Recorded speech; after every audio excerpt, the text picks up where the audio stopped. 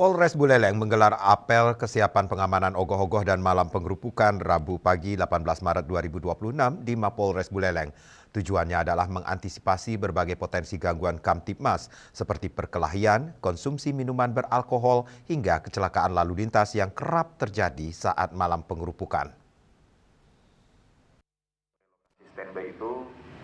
Kapolres menginstruksikan agar seluruh personel sudah menempati plotting masing-masing mulai pukul 15.00 WITA dengan dilengkapi peralatan pendukung seperti senter, mengingat pengamanan berlangsung hingga dini hari.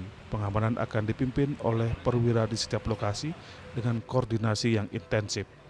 Kemudian sasaran pengamanan, karena sudah tahu kegiatan pengerubukan atau parade ogoh-ogoh itu, kemudian kegiatan setelahnya jangan sampai nanti kegiatan sudah selesai, kemudian masih ada warga masyarakat yang melaksanakan kegiatan lain yang kontraproduktif dengan pengamanan, hingga benar-benar masyarakat itu pulang ke rumah istirahat untuk pelaksanaan kegiatan Sipeng besoknya. Jadi antisipasi potensi-potensi kerawanan tawuran, kemudian mabuk-mabukan, berantem, laka lantas, dan sebagainya.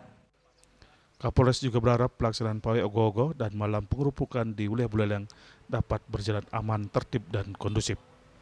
Yasri Yuli, Bali TV.